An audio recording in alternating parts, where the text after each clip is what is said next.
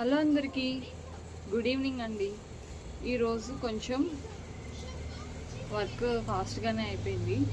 So నేనైతే అన్నం వండేసాను. ఇప్పుడైతే పొటాటో ఫ్రై చేయబోతున్నాను. అది కూడా కొంచెం కొత్తగా అన్నమాట. సో ఆ రెసిపీ అయితే నేను మీకు చూపించబోతున్నాను. కొంచెం డిఫరెంట్గా ఉంటుంది అంతే. సో ముందుగా పొటాటోస్ని ఇలా తురుము పెట్టుకోవాలి, తొక్కు తీయకుండా. పనిలో పని ఆనియన్స్ కూడా నేను తురిమేసుకున్నాను అనమాట. సో ఇప్పుడైతే నేను వంట స్టార్ట్ చేయబోతున్నాను. సో ఇక్కడైతే కట్టెల పొయ్యి మీద కళాయి అయితే పెట్టేసుకున్నాను. ఈవినింగ్స్ నేను ఎక్కువ కట్టెల పొయ్యి మీదే చేస్తానండి.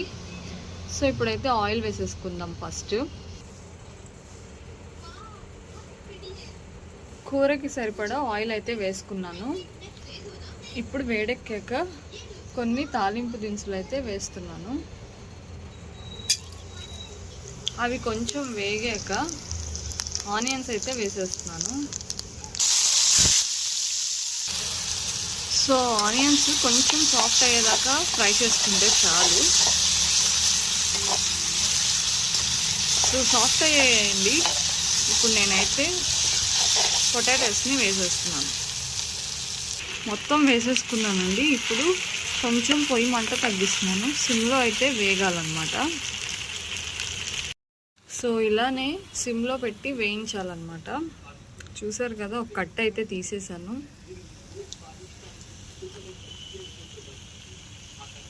ఇప్పుడైతే నేను ఉప్పు, కారం, పసుపు అయితే వేస్తున్నాను. మసాలా కారం వేసుకోండి, బాగుంటుంది.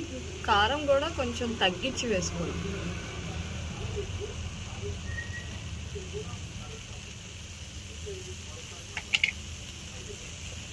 ఇది ఇప్పుడు ఒకసారి మిక్స్ చేసేద్దాం.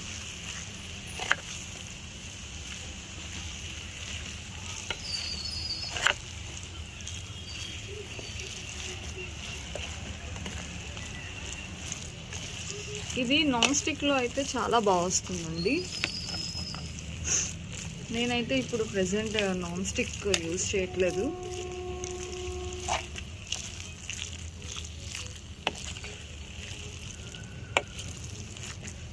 మంచిగా కలిపేసుకొని మూత పెట్టి ఒక 10 minutes పొటాటోస్ని ఉడకనిద్దాం. సో చూస్తున్నారు కదా ఎలా ఉడికిపోయిందో. అదే సిమ్లో ఉంచానండి నేను.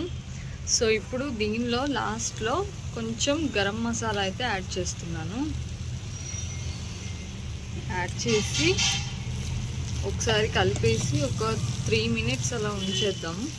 అప్పుడు మొత్తం పట్టుకున్నాక ఇంకా దింపేసుకోవడమే. ఈ కర్రీ అనేది చపాతీ, పూరి, రైస్లోకి చాలా అద్భుతంగా ఉండిద్దండి. ఒక్కసారి ట్రై చేయండి మీరు, ఓకేనా?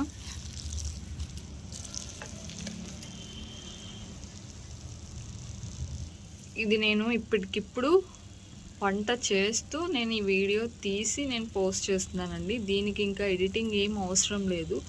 ఎందుకంటే మార్పులు చేర్పులు కూడా ఏం అవసరం లేదు. ఎందుకంటే నేను ఏం వేయలేదు, ఇంకా ఎక్స్ట్రా థింగ్స్ అయితే ఏం వేయలేదండి. సో అలా అన్నమాట రా వీడియో. సో ఈ కర్రీ ట్రై చేసి ఎలా అనిపించిందో కామెంట్ చేయండి. వీడియో నచ్చితే ఒక లైక్ చేయండి. అండ్ కొత్తగా నా ఛానల్ని చూస్తూ సబ్స్క్రైబ్ చేయని వాళ్ళు ఉంటే సబ్స్క్రైబ్ చేసుకోండి.